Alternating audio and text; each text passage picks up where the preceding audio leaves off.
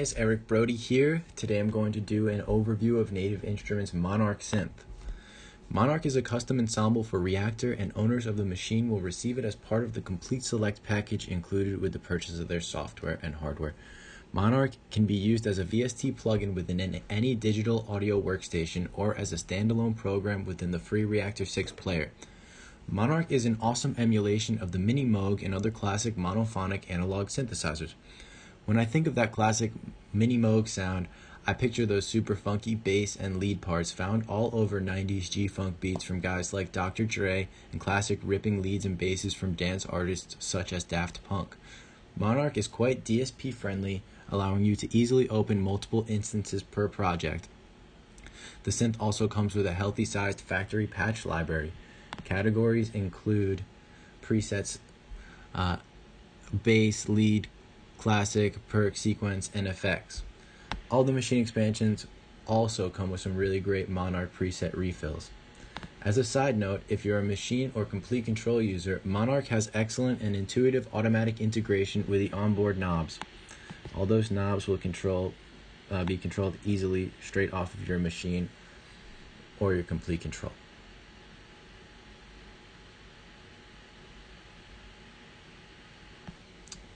Monark is capable of creating a plethora of tones from intense to chill, and I especially like it for super funky leads and basses. Right here I have a machine project loaded up with a few of my favorite Monark patches. It's acidy, bassy, UK sub, super funky leads, ripping saw leads, funky bass. Actually like the funky bass patch a lot when it's loaded up from a preset patch. If you want to just load a Monark instance in your digital audio workstation, you would just go ahead and open up a Reactor, and from the left hand side of Reactor you have the ensembles that you can open. You can open Monark from right there.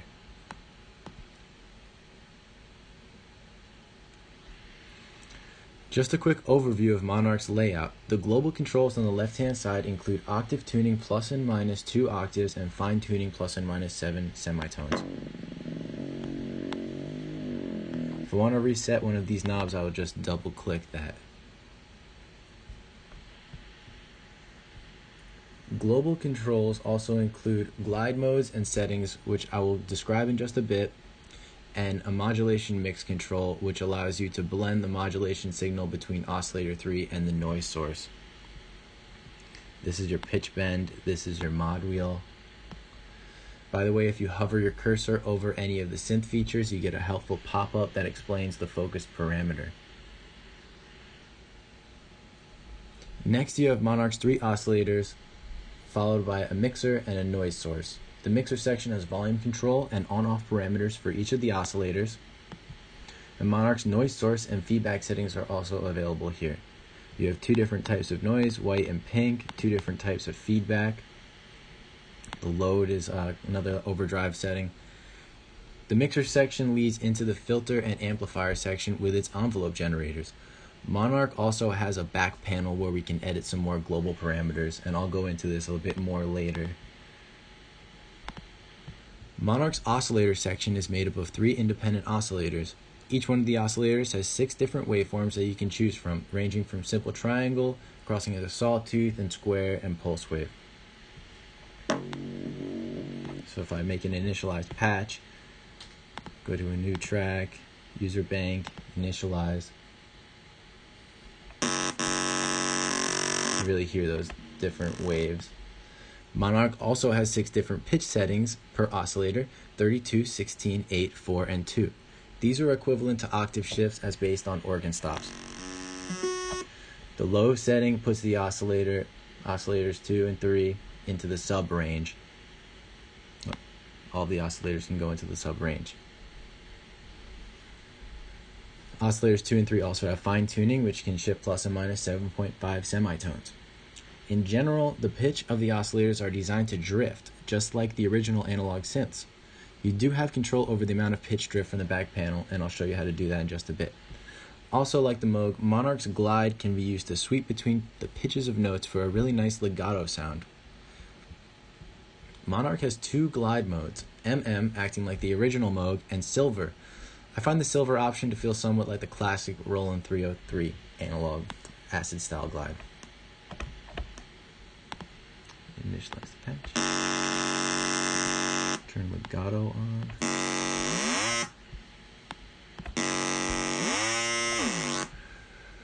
You can set the glide style to always being active, so the second note you play will glide to, even if you let go of the keyboard after the first note.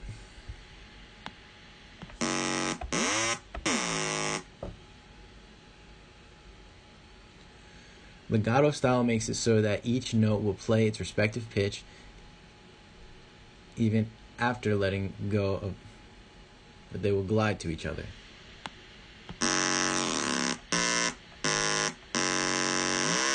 So when you're holding them down, they'll just glide to each other. When you let go, they'll still jump to their regular note. When off is selected, notes will jump from one to the next and never glide. There are a few more fun glide parameters to play around with on the back panel, which I'll cover in just a bit. So jumping over here, the feedback control takes the output of Monarch and feeds it back into the mixer.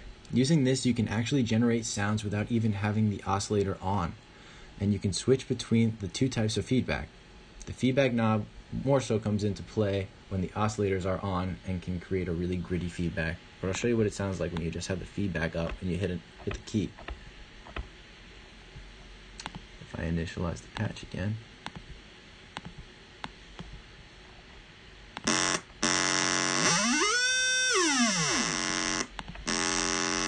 No matter what key I hit, I'm getting the same note because it's just straight feedback. But the feedback sounds really good. It sounds like an analog circuit. So does the load knob. The load knob acts more like an analog distortion, and again sounds just like analog circuitry. It's a little bit more predictable, warm analog style saturation, where feedback is capable of more intense and destructive effects.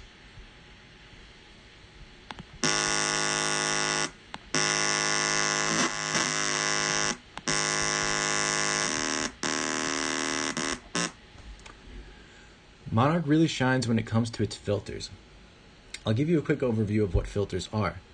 Filters are used to process audio in order to alter the harmonic content of the signal. This has the effect of changing the sound's timbre or color. The essential parameters of a filter are its cutoff frequency and slope. Many filters used in audio signal processing also use resonance to sharpen the response of the filter. Resonance basically functions by feeding back some of the filter's output to its input so that part of the signal gets run through the filter multiple times. Resonance tends to make the cutoff response sharper and also produces a resonance response peak at the cutoff frequency.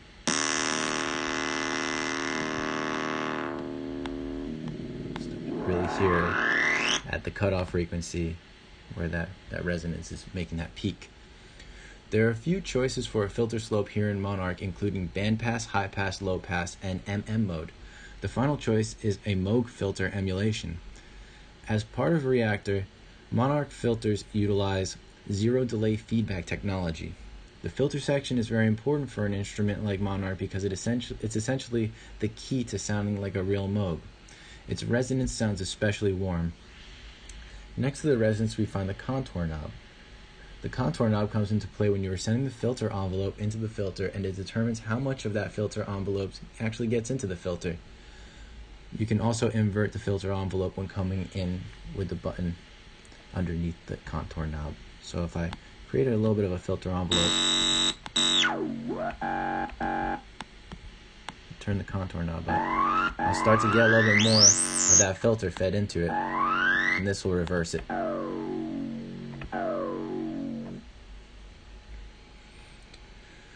The filter has its own keyboard tracking settings that are determined by two switches to the left of the filter envelope. Key tracking 1 adds 1/3 of key tracking to the filter cutoff frequency, but if key trackings 1 and 2 are active, the filter receives 100% of the pitch information. So pretty much when you turn key tracking on, the lower the note you play, the more the filter is present. The higher you play, the less the filter is present, it opens up. So the first key tracking option has a little bit less filter at the bottom to the top, and then I'm sorry, the opposite. The second key tracking option has the most filter at the bottom.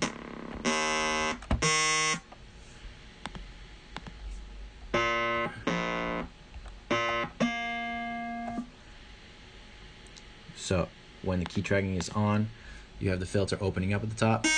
When the key tracking is off, the filter does not open. It just stays consistent.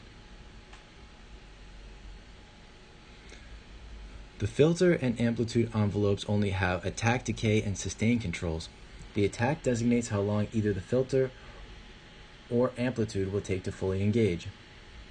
You can make percussive sounds with a low sustain level and short decay, and with a full sustain level, the notes will play for as long as you press a key on your keyboard. So, if I have a long attack, it takes a long time for the track to come up. If I have a short sustain, it'll come up and go down, but it will stay full volume if I turn the sustain up all the way.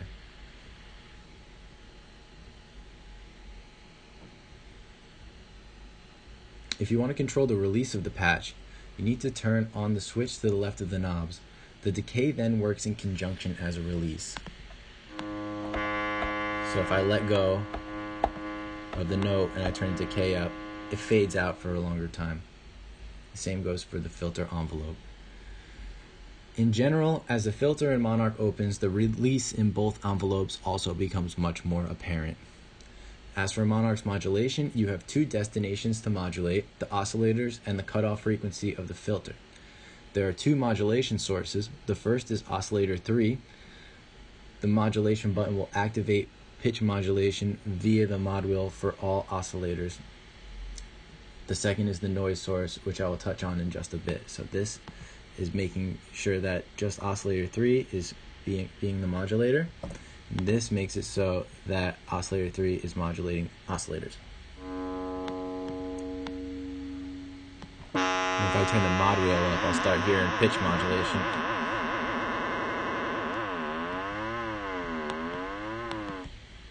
Okay, so when you initialize a patch, oscillator 3 opens up in low mode and key tracking is off. Essentially, that makes it a modulation source, and it's working in a vibrato mode, so the higher I turn it up, the faster the modulation goes. And I could send that over to the filter cutoff as well.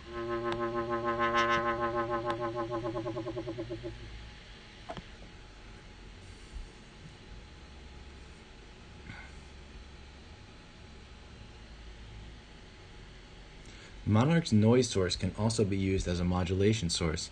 If you bring the modulation knob all the way up and bring up the mod wheel to hear it, you are now modulating the oscillator with the noise source.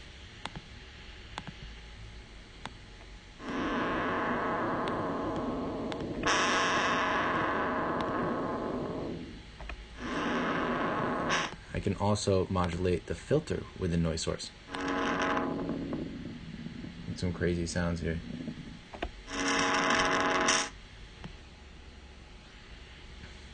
Okay, I'm going to switch over to Monarch's back panel now. Monarch's back panel shows the keyboard legato controls, the pitch bend control, the mod wheel settings, oscillator settings, the filter and global settings, which control leakage and drift.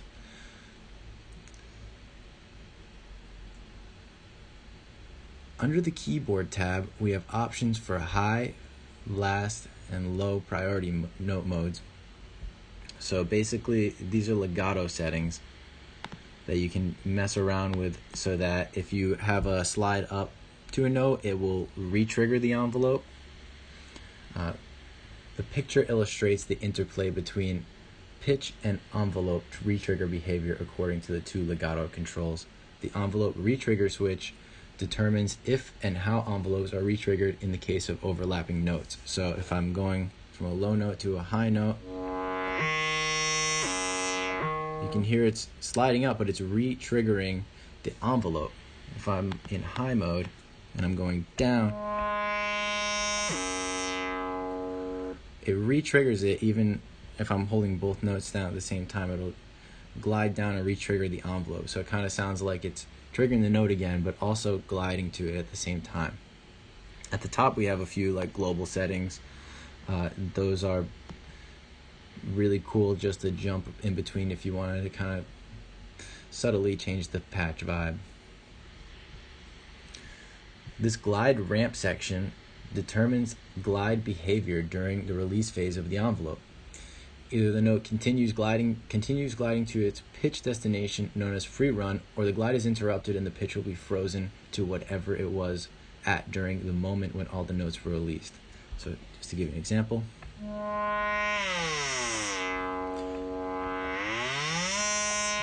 That will, if I had a really long release, go all the way up to the designated note. If I'm in gated mode, it will stop at whatever note it's at when I let go of the top note that I'm gliding to.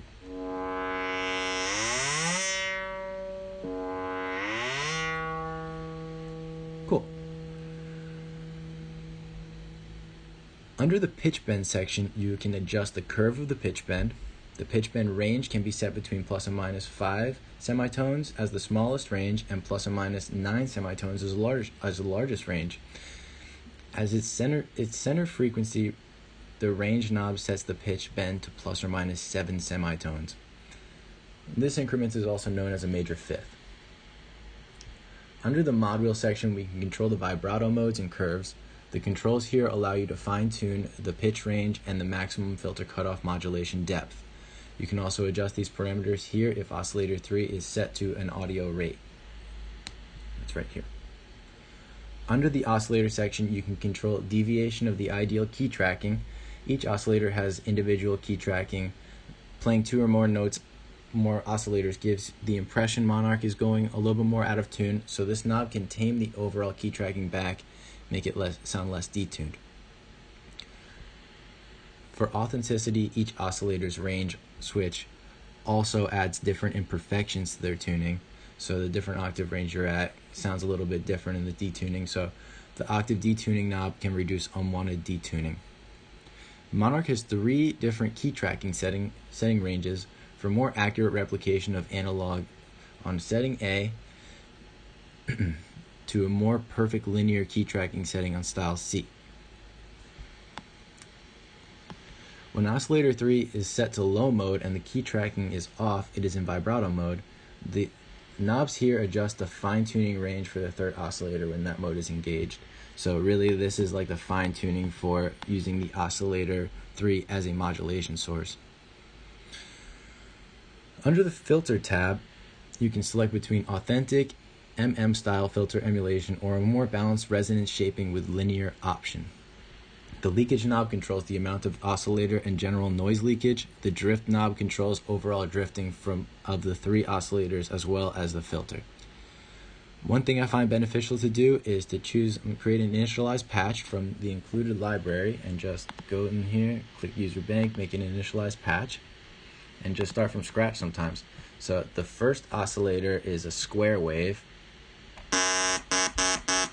So I can change the octave of it, and I can blend in a second oscillator and make that one a sawtooth wave, detune it just a little bit to make a little bit more of a rich harmonic. And then I can add in the third oscillator, maybe a couple octaves above that, and detune that as well, and I can get some wild sounding. I want to turn key tracking on so that what key I'm playing is corresponding to the pitch on oscillator 3. If that's off, it's just going to be playing the same pitch at each key. And I can blend some noise in.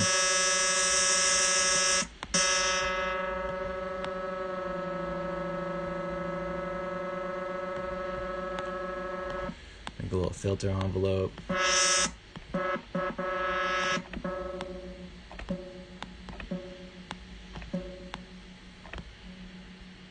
You can get some cool sounds if you're just playing around with it.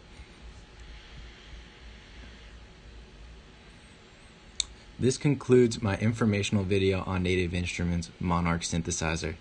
So go have fun jamming.